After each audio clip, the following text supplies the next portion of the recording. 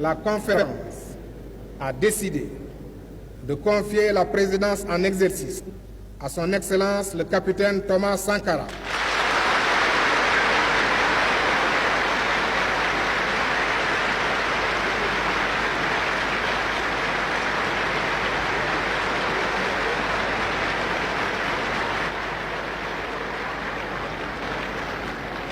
Président du Conseil national de la Révolution, président du FASO, chef de l'État.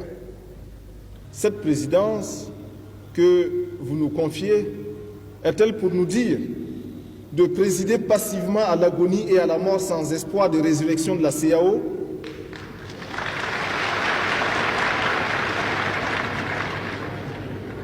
Nous contentant de rendre compte de ces différentes étapes et assumant la responsabilité de l'échec face à nos peuples et face à l'histoire?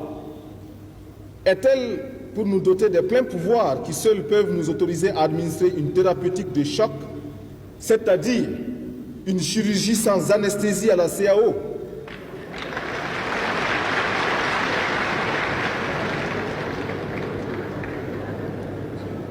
Sans tuer le malade, il faut tuer la maladie et radicalement.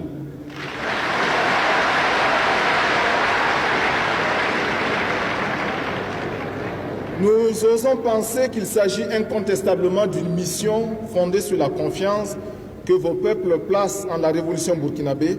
C'est pourquoi nous n'avons pas hésité et nous n'hésiterons pas une seconde pour mener une lutte intransigeante et sans compromission contre toutes les gangrènes et les mauvaises herbes qui ont transformé la CEDEAO en navire sans commandement, livré aux caprices et aux humeurs d'une camarilla de truands profondément convaincus de leur impunité.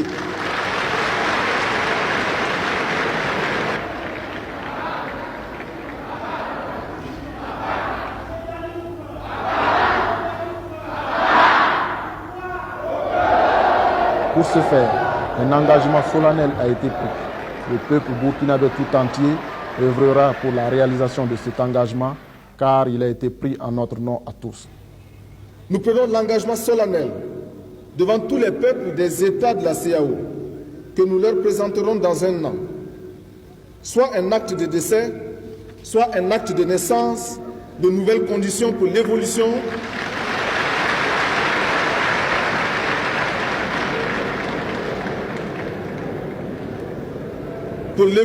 d'une communauté débarrassée du laisser-aller et du laisser-faire antérieur.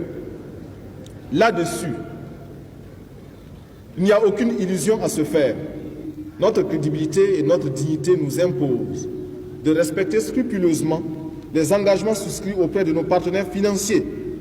Il nous reviendra de savoir mériter leur confiance par notre humilité, l'austérité dans notre train de vie et notre rigueur dans la gestion quotidienne des finances qu'ils mettront à notre disposition pour la réalisation des projets en cours ou à venir. À travers les articles de presse, l'opinion internationale, nos peuples et nos amis sincères de par le monde ont appris qu'au moment où l'ignorance, la faim et la sécheresse sévissaient de plus belle dans nos pays, une bande de joyeux copains et de coquins empilait nos milliards sous le paillasson dans un scénario digne de celui d'un feuilleton à scandale.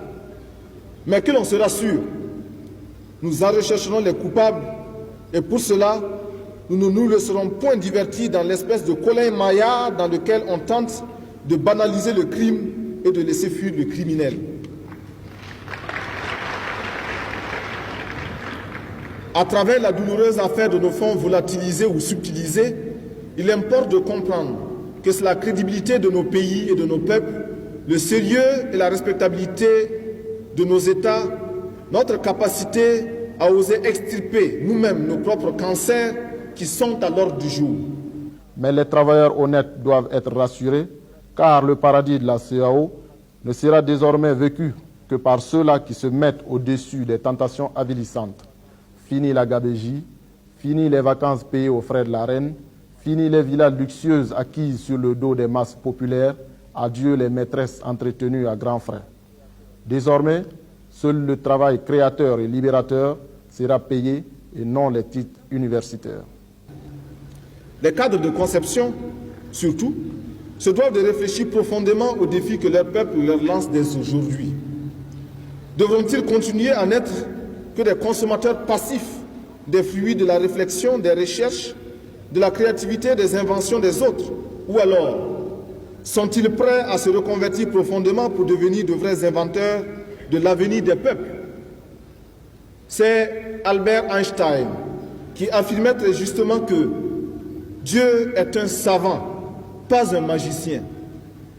Il s'agit présentement de le prouver, en comprenant que votre bonheur ne se calculera plus en nombre de comptes privés ouverts dans les illustres places financières internationales, apparemment au-dessus de tout soupçon, ni en nombre de villas luxueuses, de maîtresses entretenues aux frais de la reine, etc.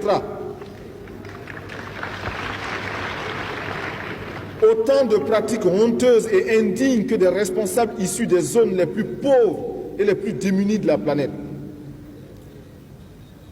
C'est votre capacité d'invention scientifique qui vous sera désormais rémunérée et non plus votre art à jongler en bon magicien pour vous fabriquer des millions de francs sur le dos des masses populaires miséreuses, illusionnées et mystifiées par vos seuls diplômes et vos seules références universitaires. Le président du Faso devait ensuite stigmatiser certaines pratiques des huis clos des chefs d'État et appeler l'ensemble de la communauté à réfléchir sur le train de vie de l'institution qui insulte la misère de nos peuples. Les faits sont là. Objectif est têtu. La CAO est plongée dans la crise la plus profonde de sa première décennie d'existence. Le traité instituant la CAO et ses protocoles annexes a été trituré et falsifié par des modifications successives, intempestives, opérées frauduleusement en abusant chaque fois des huis clos des sommets de chefs d'État. À présent, messieurs les présidents, mesdames et messieurs, redonnons confiance à la CAO.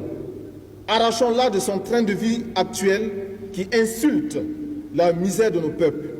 Faisons du système de la CAO et principalement de son siège à Ouagadougou une ruche où chaque abeille laborieuse, aux ordres d'une direction industrieuse, volant au-dessus du chauvinisme et des appétits égoïstes, réussira à la doter de ce miel auquel nous avons légitimement droit.